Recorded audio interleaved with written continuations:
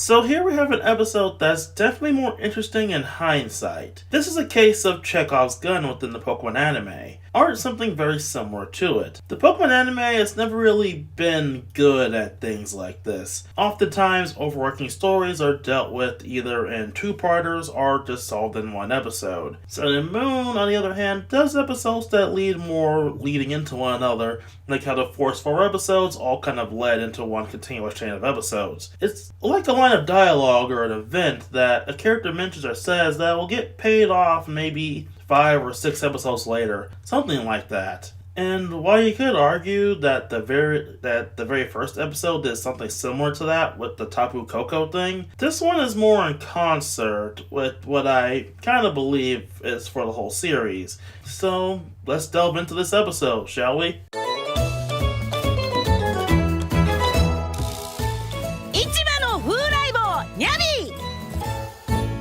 We begin with Ash on his way to school when he encounters the Litten from episode 1. Ash, in an attempt to make peace, hands it a sandwich, and after a rather comedic scene, Litten rushes away with the sandwich in its mouth. As it makes its way back home, it's attacked by an Alolan Persian, who taunts Litten and makes it burn its own sandwich. While at school, Ash learns that Litten is rather famous for going around and getting food wherever it can, with Ash deciding to go teach it a lesson, which means catching it, basically. Meanwhile, Litten encounters Team Rocket and steals some of their food, with Ash meeting that old woman who shows up every so often, who explains how in Alola they share more frequently and more easily. While he tries to figure out where Litten lives, no one really knows. Meanwhile, Litten goes home to an abandoned house, and we learn it's been gathering food for an elder Stoutland, who tries to teach it some attacks.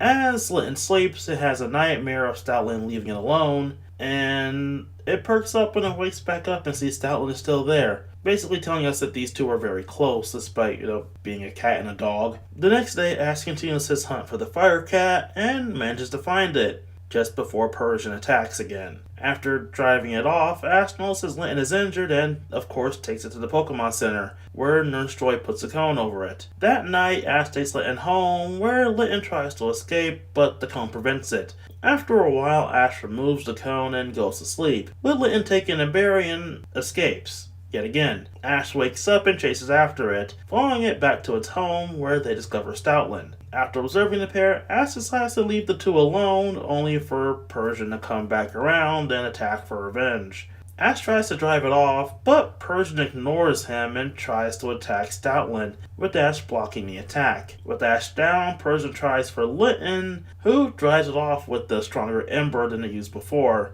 And, well, it doesn't work. Persian just swipes it away and goes on the attack again. Stoutland barks up and communicates to Litten, giving it the courage it needs to use an even stronger Ember, which actually does manage to work and scares Persian away.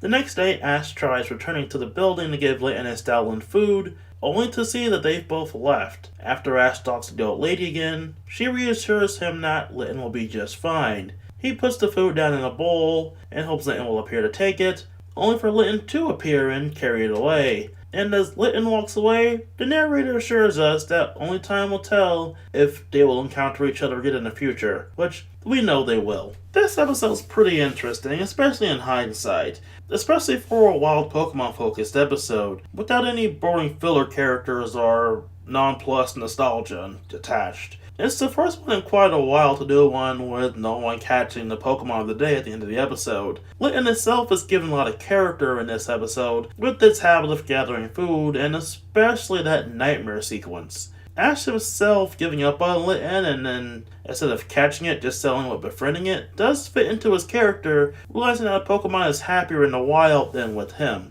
And as a quick side, are all Persian in the Pokemon universe just jerks? I mean, throughout the course of the series, we've never actually seen one Persian that wasn't an asshole. On the scale of just being a jerk, this one makes it top tier, just attacking Stoutland and Litten for no reason than just because it can. I didn't mention this in the review portion, or in the flashback portion, but we do see Persian does have a rather rich trainer. But having a simple and straightforward jerk-ass cat works just as an episode villain without having to rely on the same tired Team Rocket attack trope. Honestly, there is a small sense of menace when it's finally coming to assault the two one last time. Because unlike Team Rocket, this isn't a threat that's just about capturing. Persian's out for blood here, which is honestly kind of dark in hindsight for a kids show. It gives this episode a little bit more of a push for me, is what I'm saying.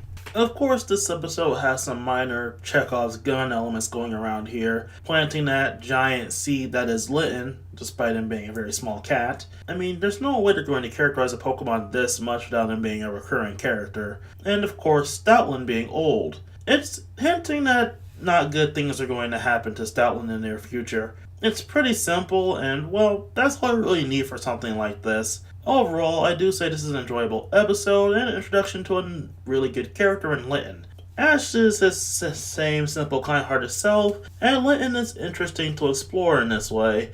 Again, it's an enjoyable episode with some great moments, some really small moments, and dear God, our Persians all jerks. So yeah, give this episode a chance. Well, guys, that's another episode down as we're getting close to the end of the first 10 episodes. I'd want to thank all of you for following, if you're following these episodes I'm doing of reviewing episodes. And if you're new here and you like what you see, like, comment, subscribe, all that good stuff. I really hate saying that, but apparently I have to because YouTube demands it.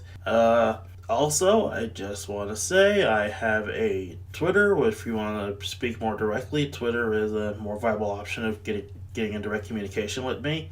If you like to read stuff, I have a Tapas, which is also a direct way of getting in communication with me. I have a DeviantArt page, which honestly just links back to Tapas for right now. I'll do more with that later. I have a Twitch I need to do more with later. And I have a Wattpad that I'm going to start putting stuff on again, because all it does right now is link back to Tapas. Yeah. I hope you all are having a good day, and I'll see you all in the next episode. So, till next time, everybody.